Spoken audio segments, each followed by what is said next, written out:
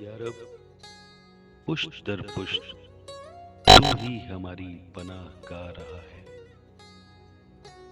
اس سے پیشتر کہ پہاڑ پیدا ہوئے یا زمین اور دنیا کو تو نے بنایا، ازل سے اب تک تو ہی خدا ہے۔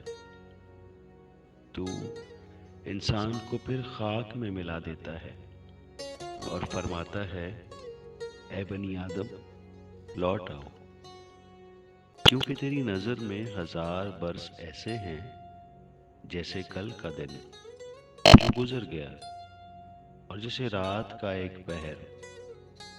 تو ان کو گویا سیلاب سے بہا لے جاتا ہے اور نیند کی ایک جھپکی کی مانند ہیں۔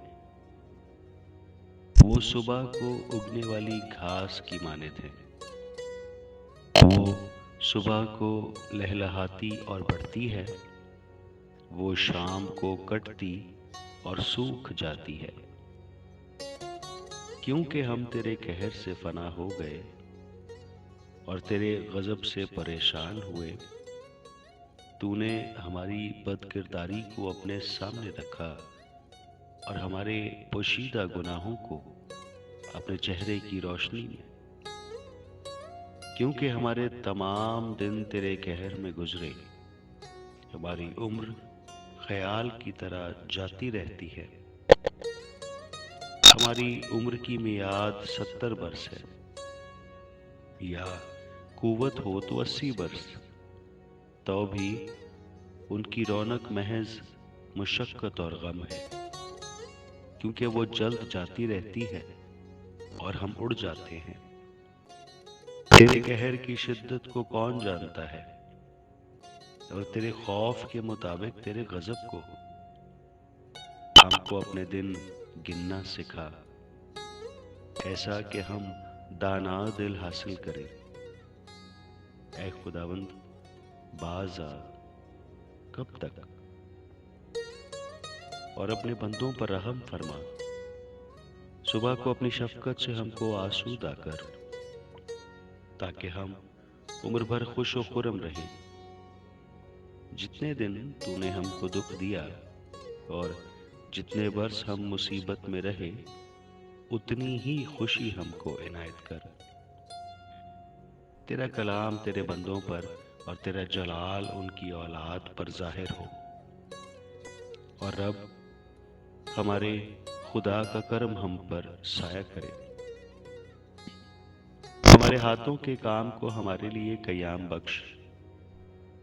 ہاں، ہمارے ہاتھوں کے کام کو قیام بخش دے۔ جو حق تعالیٰ کے پردے میں رہتا ہے، وہ قادر مطلق کے سائے میں سکونت کرے گا۔ میں خداوند کے بارے میں کہوں گا، وہی میری پناہ اور میرا گڑھ ہے، اور میرا خدا ہے جس پر میرا توکل ہے۔ کیونکہ وہ تجھے سیاد کے پھندے سے اور مہلک وبا سے چھڑائے گا، وہ تجھے اپنے پروں سے چھپا لے گا، اور تجھے اس کے بازوؤں کے نیچے پناہ ملے گی۔ اس کی سچائی ڈھال اور سپر ہے، تو نہ رات کی ہیبت سے ڈرے گا، نہ دن کو اڑنے والے تیر سے، نہ اس وبا سے جو اندھیرے میں چلتی ہے، نہ اس ہلاکت سے جو دوپہر کو ویران کرتی ہے۔ تیرے آس پاس 1000 گر جائیں گے اور تیرے دہنے ہاتھ کی طرف 10,000، لیکن وہ تیرے نزدیک نہ آئے گی۔ لیکن تو اپنی آنکھوں سے نگاہ کرے گا اور شریروں کے انجام کو دیکھے گا۔ پر تو، اے خداوند، میری پناہ ہے، تو نے حق تعالیٰ کو اپنا مسکن بنا لیا ہے۔ تجھ پر کوئی آفت نہیں آئے گی، اور کوئی وبا تیرے خیمے کے نزدیک نہ پہنچے گی، کیونکہ وہ تیری بابت اپنے فرشتوں کو حکم دے گا کہ تیری سب راہوں میں تیری حفاظت کرے۔ وہ تجھے اپنے ہاتھوں پر اٹھا لیں گے، تاکہ ایسا نہ ہو کہ تیرے پاؤں کو پتھر سے ٹھیس لگے۔ تو شیر ببر اور افعی کو روندے گا، تو جوان شیر اور اژدہا کو پامال کرے گا۔